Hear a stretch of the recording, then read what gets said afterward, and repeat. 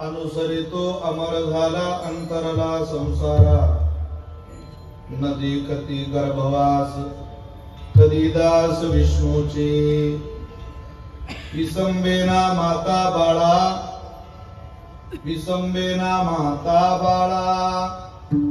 तैसा लळा पाळावा नदी कती गर्भवास कधी दास विष्णूची त्रिभुवनी ज्याची सत्ता तुकया रक्षिता तो झाला न देखती गर्भवास कधी दास विष्णूची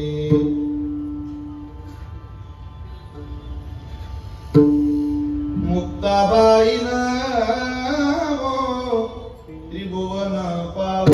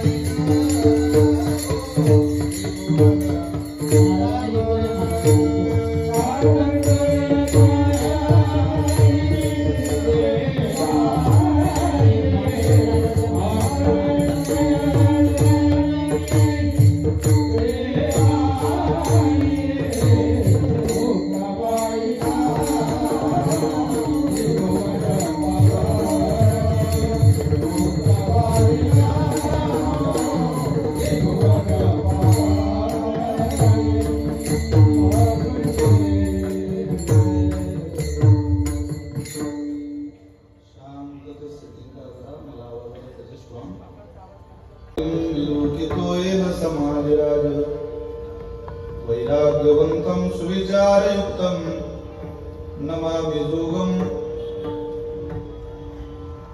शिरसा गुरुन्तं महिम्न पारन्ते परमविदुषो यत्र सौषि स्तुतिर ब्रह्मादीनामपि तदवसन् सम्नास्वै गिरः अथा वाच सर्वस्वमति परिणामावधि गृह्णन् ममापि स्तोत्रे हरनिरपवाद परिकरः जिते ज्ञान विज्ञान संजीव होते जिते योग विद्येस सामर्थ्ये ते जिते मानवाला मिळे मोक्ष गाथा तुझ्या पायरीशी सदा नम्र माता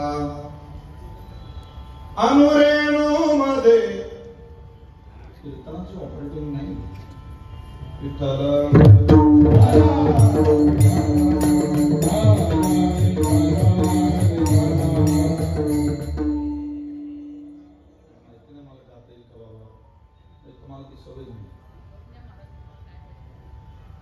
मला काय पाहिजे ते त्यांना न सांगता कळलं पाहिजे ना अनुरेणू मध्ये ब्रह्म व्यापिले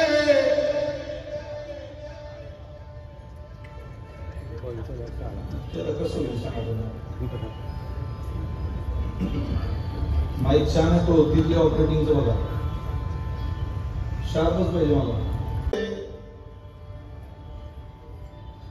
ब्रह्म व्यापिले लयोत्पत्ती समा माघ सप्तमी पुण्य दिवसी प्रगटला योगी प्रगटला योगी म्हणून लावा अंगारा सामर्थ्याने गजाननाच्या सामर्थ्याने गजाननाच्या संकट जाई मागारा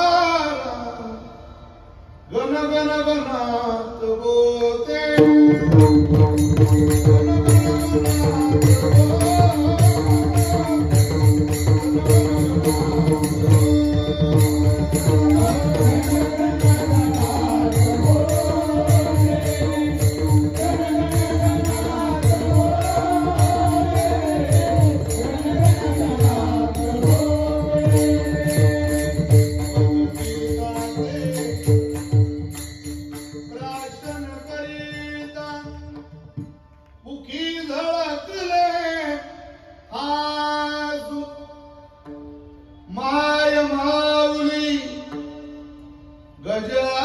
गजानन क्षणात पुसले आसू ओ क्षणात पुसले आसू शेगाविया चला जाऊया शेगाविया चला आनंदाच्या माहेरा सामर्थ्याने गजाननाच्या संकट जाई मागारा गण गण गणात बोलते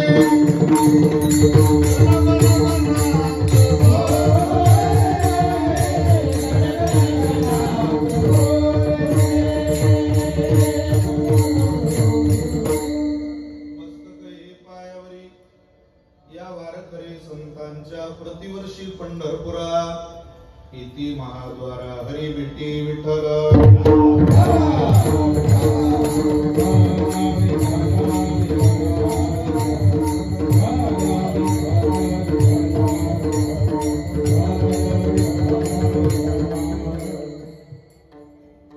अनुसरे तो अमर झाला अंतरला संसारा नदी कती गर्भवास कधी दास विष्णूचे संप्राप्त कीर्तनरूपी सेवेकरिता निवडलेला अभंग संत श्रेष्ठ जगद्गुरु श्री तुकोबाराय श्री महाराजांचा अत्यंत गोड अत्यंत प्रसिद्ध असलेला चार चरणाचा मानवी जीवनातलं योग्य ठिकाणी अनुसरण घडलं की त्या अनुसरणाच्या आधारावर जो प्रसाद मिळतो त्या प्रसादाची उंची कथन करणारा अभंग सेवेकरता निवडलाय विठ्ठल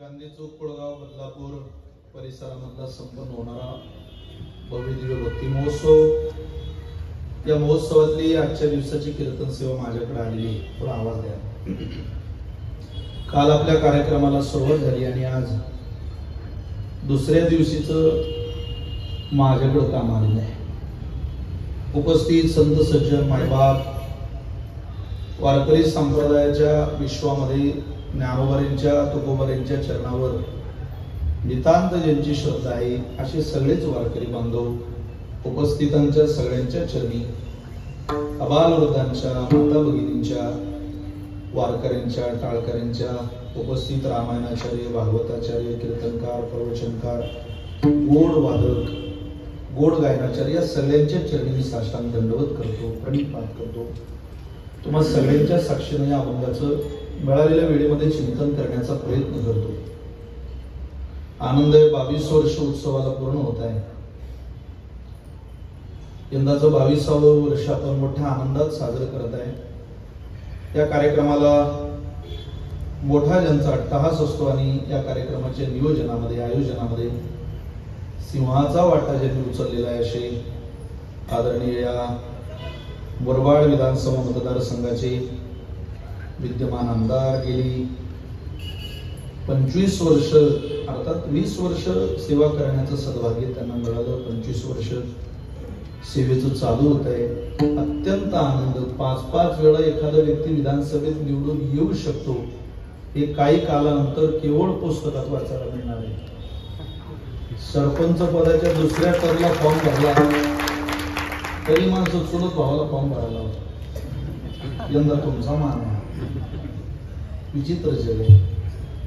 आपण किती चांगलं वागावं, किती चांगली कामं करावी, सगळ्यांना महाराष्ट्राच्या भूमीमध्ये नाही मिळत नाही. पण कामाला, स्वभावाला, त्यांच्या निष्ठेला तुम्ही सगळ्यांनी मिळून न्याय दिला याचा मला सुद्धा वारकरी या नात्यानं प्रचंड आनंद आहे. समाधान की वारकरी आमदार ज्यांच्या कपाळाला गंध आहे असा आमदार पाहायला मिळाल्यानंतर समाधान आहे की जो सनातन वैदिक हिंदू परंपरेच्या दिशेनं वाटचाल करणारा एक व्यक्ती आनंद आहे. मी आदरणीय आमदार साहेबांना, किसनरावजी कथोरे साहेबांना मनापासून धन्यवाद देतो. चांगल्या कार्यक्रमाचं नियोजन आपण या ठिकाणी घडवून आणलं. या कार्यक्रमाला ज्यांचं सहकार्य आहे, थोडा अट्टहास या कार्यक्रमाच्या निमित्तानं ज्यांचा असतो ते आदरणीय सामाजिक कार्यकर्ते नारायणजी पाटील,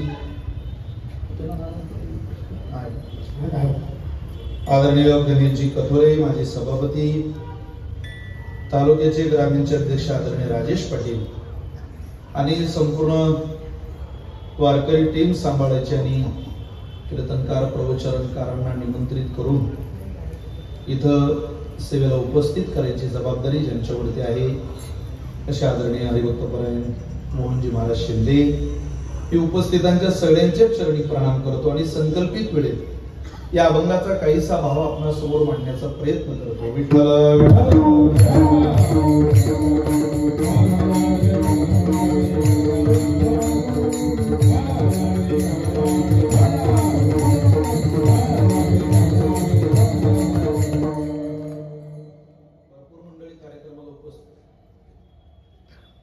गायकांचा प्रचंड इको येतोय आम्हाला. नंतर गायकांचा थोडं इको कमी करा आणि मला थोडं फ्रेश आवाज द्या, स्वच्छ ऐकायला आलं पाहिजे. गाताना आपल्याला जमलं तर थोडा इको द्या, तर मला गाणं तर काही शक्य होणार नाही. तुम्हाला दुधाची ताकावर भागावं लागणार होती.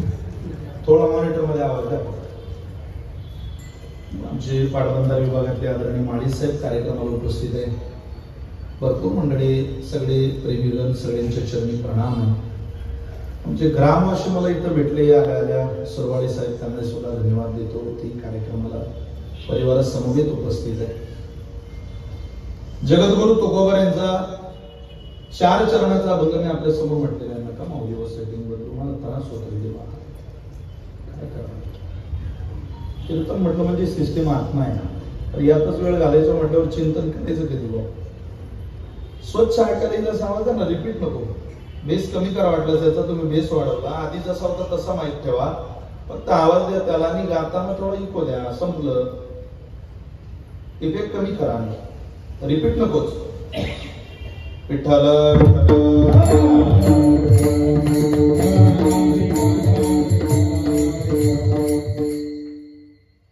अनुसरे तो अमर झाला अंतरला संसारा, न देखती गर्भवास कधी दास विष्णूचे. जगद्गुरु तुकोबर यांचा 4 चरणाचा अभंग आहे. अभंग सगळ्यांच्या पाठ असेल किंवा नसेल, पण अभंगाची भूमिका खूप सुंदर आहे. मराठी वाचकांच्या, मराठी भाषकांच्या कायम कानावर येणारे 2 शब्द आहेत. एक अनुकरण आहे आणि एक अनुसरण आहे. बाह्य रंगामधून जे स्वीकारलं जातं त्याला अनुकरण म्हणतात, अंतरंगामधून जे स्वीकारलं जातं त्याला अनुसरण म्हणतात. एखाद्याची वेशभूषा, केशभूषा जशीच्या तशी स्वीकारणं, ते पाहून त्या दिशेनं वाटचाल करणं याला अनुकरण म्हणतात. आपण सगळे अनुकरणीय माणसं. एखाद्याचं शर्ट आपल्याला आवडलं, आपण तसंच कपडा बाजारात शोधतो. एखाद्याची हेअरस्टाईल आपल्याला आवडली, आपण तसंच करतो. एखाद्या चित्रपटामध्ये म्हणजे जसं आवडेल, ज्यांनी पुष्पा 2 पाहिला त्यांचे खांदे अजून नीट ढोंडे झाले. त्याला सांगावं लागतं तुला ते जमणार नाही, तू खांदा नीट कर. त्याची श्रीवल्ली आहे, तुझी बायको ती रोमण्या आम्ही तुला तसं करू. जसं पाहिलं तसाच मनुष्य करण्याचा प्रयत्न. तुम्ही सध्या महिलांमध्ये हे प्रमाण जास्त आहे. एखादी मार्केटला नवीन साडी येऊ द्या, नवीन काही येऊ द्या, अनुकरणे आपला स्वभाव आहे. तो शृंगाराच्या बाबतीत असेल, काही असेल. एक दिवस माझी बायको मला म्हटली, मला 500 रुपये द्या. म्हटलं कशाला? मला पार्लरला जायचंय. अगं म्हटलं काय करते तिथे जाऊन? केस सरळ करून येते म्हणे. म्हटलं केस घरी सुद्धा सरळ होऊ शकतात, घरी होत नाही म्हणे. अगं म्हटलं माझं अख्खं खानदान सरळ केलं तू. जरा प्रयत्न कर, तुला यश येईल, काळजी करू नको. जसं आपण पाहिलं तसंच आपल्याला वागावं, तसंच करावं, अनुकरण. पण एखाद्याच्या आयुष्यातली पवित्र वाटचाल पाहिली म्हणजे क्षणभर आज वेशभूषा आवडली, केशभूषा आवडली म्हणून आपल्यातही थोडा बदल काही काळाकरता करून घ्यावा. काही काळाकरता स्वतः केलेला बदल याला अनुकरण म्हणतात. पण एखाद्याचं पवित्र जगणं पाहून आयुष्यभराचा केलेला बदल याला अनुसरण म्हणतात. अनुसरणाचा प्रभाव जीवनावर पडू नये. अनुसरणाचा प्रभाव. दाढी वाढवली म्हणजे कोणी छत्रपती होत नाही, चंद्रकोर लावली म्हणजे कोणी महाराज होत नाही. शिवराय बनणं काय अभिनय हो? पार्ट आहे का ते? तास 2 तासाचा अभिनय येतो. छत्रपती शिवराय होण्याकरता घोड्यावरून मिरवणूक काढली म्हणजे होता येईल? नाही रे बाबा. तास 2 तासाच्या मिरवणुकीत कोणी महाराज होत नाही. अरे 50-51 वर्षाच्या कालावधीतला जवळजवळ 35 वर्षाचा कालावधी या महाराष्ट्राच्या स्वराज्याकरता दान करावा लागतो. तेव्हा छत्रपती या उपाधीनं, या पदवीनं समाज त्यांच्याकडे होतो. शेकडो वर्ष झाली महाराजांना हा देश, विश्व, हे राज्य विसरायला तयार नाही. ही क्रांतिकारक विचारधारा अनुकरणातून येऊ शकत नाही. त्याला अनुसरण नाही, नाटक. तुम्ही समाज मान्यतेचं, ज्ञानाचं, पांडित्याचं, कलेचं, सौंदर्याचं, श्रीमंतीचं कितीही चांगलं नाटक करा, ते कधीतरी उघड पडणार आहे. मला ते पितळ. पांडित्याचं नाटक करू नये, कलेचं नाटक करू नये, ज्ञानाचं नाटक करू नये, श्रीमंतीचं, पैशाचं नाटक करू नये, सौंदर्याचं नाटक करू नये. जैसा आहे तैसा राहे तरी का देव दुरी. तू बरं म्हटले, मनुष्य जसा आहे तसा जरी राहिला तरी भगवंताला तो आवडल्याशिवाय तो आहे तसा राहिला पाहिजे. त्याने अभिनय करू नये, नाटक करू नये. नाटक फार वेळ टिकत नाही महाराज. त्याची मजा काही काल असते. ते अनुकरण आहे. आपण अनुसरणात प्रवास करणारी माणसं आहोत. तुकोबारे म्हटले, अनुकरे तो नाही, अनुसरे तो. अनुसरणाच्या दिशेनं जाणारी माणसं मोठी होतात. कुठं कुठं करायचं अनुसरण? वाटचालीमध्ये मनुष्यानं काळाला रोज अनुसरण करायचं. ज्या काळात आपण जगतोय ना त्याचं अनुसरण करायचं. त्याला म्हणायचं आजचा काळ खूप चांगला भक्तिमय वातावरणात जाऊ दे बाबा. पहिल्यांदा हात जोडावे या कलियुगाला. कलवत हरी कीर्तनात कालाला नमस्कार करावा रोज. त्याचं अनुसरण करावं, नाही तो आपल्यावर प्रभाव टाकेल. त्याच्या प्रभावानं कोणाचं काय झालं बघा ना. द्यूतम पानम श्रियः सुना यत्र धर्मश्चतुर्विधः. 4 ठिकाणं दिले त्याला. ज्यानं कालाचं अनुसरण विसरलं त्याच्यावर ते प्रभाव टाकून जातात. द्यूतम पानम श्रियः. व्यभिचार असेल, हिंसा असेल, मद्यपान असेल, सट्टा पत्ता जुगार असेल, प्रभाव टाकतो काळ. काळाचा चुकीचा प्रभाव आपल्यावर होऊ नये याकरता त्याचं अनुसरण करायला संतांनी शिकवलं. कसं करावं? चिंतने सरे तो धन्य धन्य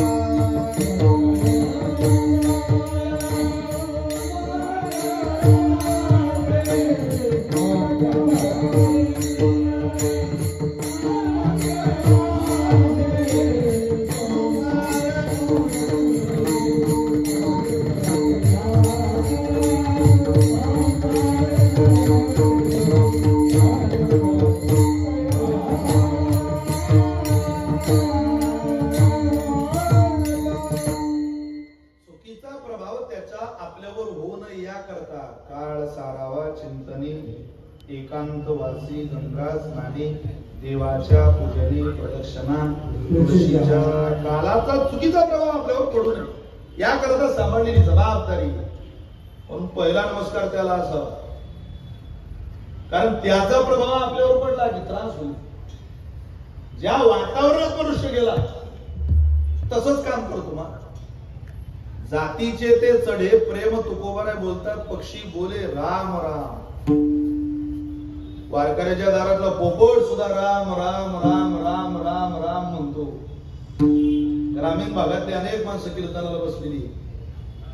तुम्ही इथं शहरात आल्यावर खरं सांगा तिकडचं जगता का? नगरांतरी वस्तीचे तरी नागराची होईल ना. तुम्ही मोठ्या शहरात आले, मोठे झाले. पुण्यात राहणारी लोक बघा, मुंबईत प्रांतात राहणारी माणसं बघा, ग्रामीण भागातून आल्यानंतर काही काल त्यांचा इथं गेला की ते या वातावरणात रुजून जातात, वळणी पडतात त्यांना हे वातावरण. जिथं मनुष्य गेला तसाच होतो. तिसरी गोष्ट, आपल्या संस्कृतीमध्ये आपण अन्नाचं अनुसरण करतो. पहिला घास घेताना आपण त्या घासाला नमस्कार करतो. का? ते पूर्ण ब्रह्म आहे. ते जर चुकीचं पोटात गेलं तर माणसाची नीतिमत्ता बिघडेल. म्हणून चुकीच्या माणसाच्या घरचं अन्न पोटात जाऊ नये. तुकोबांचं प्रमाण आहे, अधमाच्या अन्ना खादलिया कीजे वमना. पापी माणसाच्या घरचं अन्न पोटात गेलं की नरड्यात बोट घालून वांती करावी. खाली देऊ. खादलिया कीजे, कीजे शब्द आहे तिथं. वमना, वांती करा. होत नसली तरी ते अन्न तुमची नीतिमत्ता, तुमची आचार संपन्नता बिघडवेल. चुकीच्या घरचं अन्न खाऊ नका. नाही नाही, खूप श्रीमंत माणूस आहे, काय आगला होता त्याच्या श्रीमंतीला? सगळं नंबर 2च्या कमाईतलं. लोकांच्या मुंड्यात पिरवळून धन गोळा केलं, पंक्ती घालायला लागला. वा वा वा. सलामी ठोकणाऱ्यांचं कौतुक केलं पाहिजे. त्यांच्या बुद्धीची किव येते. कोणतं अन्न खातोय मांडी घालून मित्रा? अरे त्यापेक्षा एखाद्यानं कर्ज काढून पोरीचं लग्न केलं, त्या लग्नात जा. हातात भाताचं पातेलं घे, वाढ 15-20 पानं. पंक्तीला अन्न कमी पडलं हे तुझ्या लक्षात आलं की 2-4 भाताची शिता हातात घेऊन खा. ज्याच्या पोरीचं लग्न आहे त्याच्याकडे जाऊन म्हण, पाटील पोटभर जेवलो बरं का. त्याच्या डोळ्याला धारा लागतील. तुमच्यासारखा इतका गर्भ श्रीमंत माणूस, मोठा माणूस माझ्या घरच्या पंक्तीत वाढायला थांबला. खरं करण्यात आणलं. कर्जानं केलेलं लग्न, त्याच्या घरचे 2-4 भाताचे शीत सुद्धा तुमच्या जीवनाचं कल्याण करू शकता. का? कारण त्याची नीती चांगली आहे. सज्जना संगती करावा उपवास,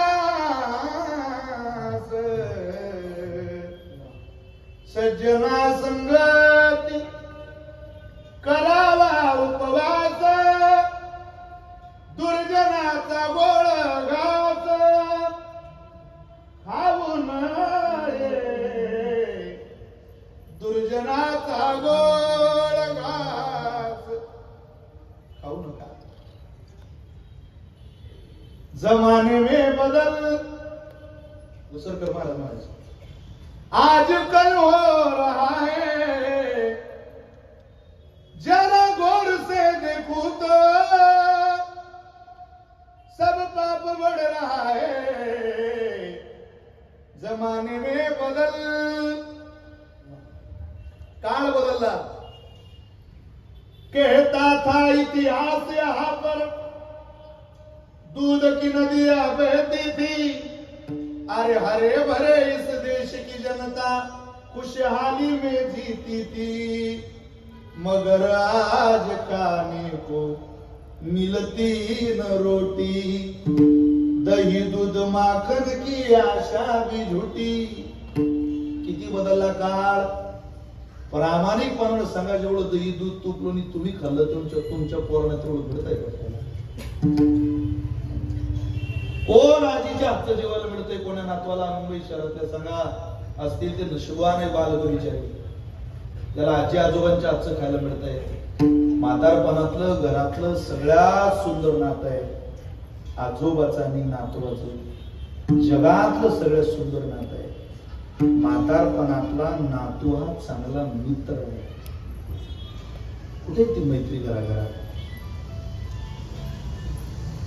कुठे नात आईबरोबर गप्पा मारायला असेल ती घर नशीबवान आहे. ना सगळ्यांना एकत्रित जेवायला मिळतंय, ना गप्पा होत आहे. घरात आलो मोबाईल, बाहेर चाललो मोबाईल. कोण परिवाराला वेळ देत आहे? कोण सगळ्यांसोबत बसून एकत्रित भोजनाचा आनंद घेत आहे? कोण एकाच घरातली 4-4 माणसं ज्ञानेश्वरी पारायणाला बसताय? कोण दरवर्षी एक सगळं कुटुंब एकाला पंढरीच्या वारीला बिजागिरी करायला पाठवतंय? जा आपल्या कुटुंबाच्या या कुळाचं प्रतिनिधित्व करा. खोले परिवारातून कोणीतरी जा बा, ज्ञानोबारांसमवेत चाला. त्या ज्ञानोबारांच्या आपल्यावर अनंत उपकार आहे. मुक्ताबाई सोबत चाला, आईसाहेबांचे आपल्यावर उपकार आहे असं म्हणतो कोण? काळाचा नियम बदल नाही, स्थित्यंतर झालंय, ते आपल्याला मान्य करावं लागेल. यहाँ पर करोड़ों में कटती है गैया, कैसे खुश रहेगा कृष्ण? अरे इस दुनिया का खेल खिलौना सब है उसके हाथ में, जमाने में बदल आज कल हो रहा है. का ना बदललेलं? त्याचा चुकीचा प्रभाव तुमच्या माझ्यावर होऊ शकतो. यदा कदाचित तुम्ही त्या वातावरणात रमलात तर होऊ देऊ नका. म्हणून अन्न चुकीच्या कालातलं चुकीच्या घरचं खाऊ नका. अन्नाला वंदन करा, अनुसरण आहे. चला, मनुष्यानं चौथी गोष्ट अनुसरण केलं पाहिजे ते ग्रंथांचं. खूप चांगलं वाचलं पाहिजे. जसं तुम्ही तुमच्या डोळ्याला दाखवाल, त्या डोळ्याला दाखवलेल्या चित्रावरून जवळजवळ 83% नॉलेज तुमची डोळे स्वीकारत असतात. 83% ज्ञान माणसाला डोळ्याने होतं. म्हणून दृक आणि श्राव्य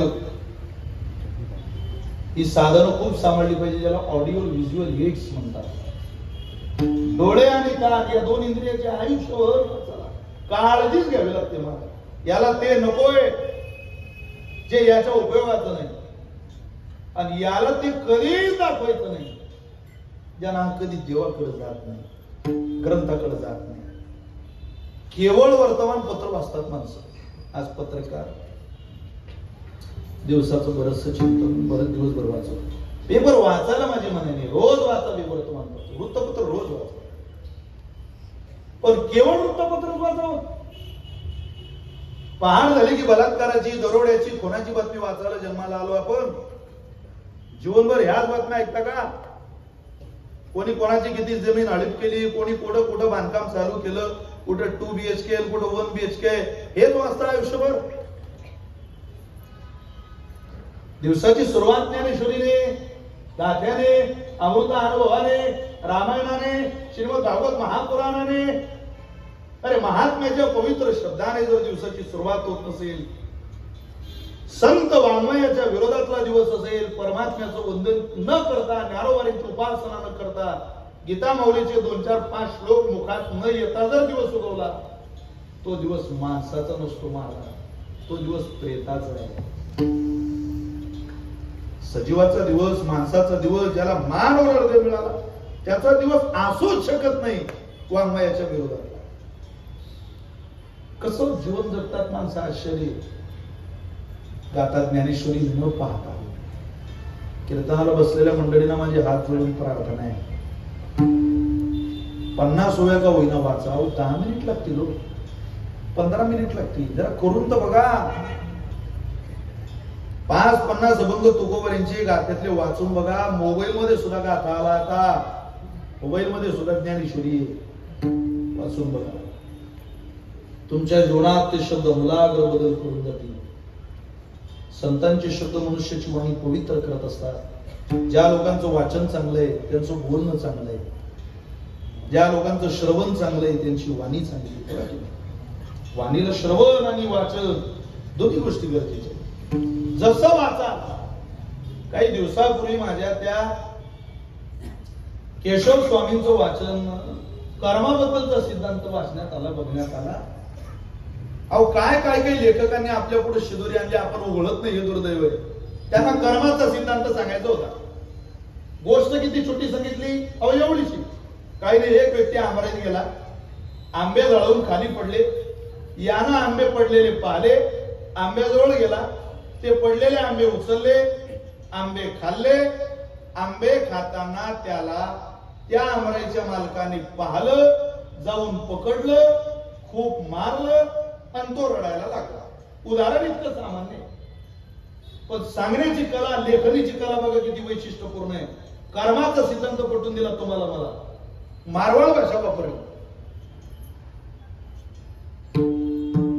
आंबे पड़े पेड़ छो, देखा दो जना, देखा सो दौड़्या नहीं, दौड़्या दो जना, दौड़्या सो पाया नहीं, पाया दो जना, पाया सो खाया नहीं, खाया घनो जना, खाया सो रस चाख्या नहीं, रस चाख्या एक जना, रस चाख्या सो पकड़े नहीं, पकड़े दो जना, पकड़े सो कुटीजा नहीं, कुटीजा दो जना, आणि कुटीजा सो रोया नहीं, रोया दो जना. आता यात काय सांगायचे त्यांना, आता ऐका. आंबे पड़े पेड़ छो, देखा दो जना, देखा सो दौड़े नहीं, दौड़े दो जना, दौड़े सो पाया नहीं, पाया दो जना, पाया सो खाया नहीं, खाया घनो जना, घनो म्हणजे 32, खाया सो रस चाख्या नाही, ज्याला खाल्लं तर चव कळत नाही, खाया सो रस चाख्या नाही, रस चाख्या एक जना, रस चाख्या सो पकड़े नहीं, पकड़े दो जना, पकड़े सो कुटीजा नहीं, कुटीजा दो जना, आणि कुटीजा सो रोया नहीं, रोया दो जना. पण कर्म सांगत असताना त्यांनी असं सांगितलं, ज्या डोळ्याने आंबा पाहला ते डोळे चालत गेले नाही, त्या डोळ्याने आंबा उचलला नाही, त्या डोळ्याने आंबा खाल्ला नाही, त्या डोळ्याला चव कळत नाही, त्या डोळ्याला कोणी पकडलं नाही, त्या डोळ्याला कोणी मारलं नाही. पण कर्म इतकं सूक्ष्म आहे, ज्या डोळ्यानं आंबे पाहिले होते त्याच डोळ्यांना शेवटी रडावं लागलं. हे कर्म शेवट मात्र रडावं त्यांनाच.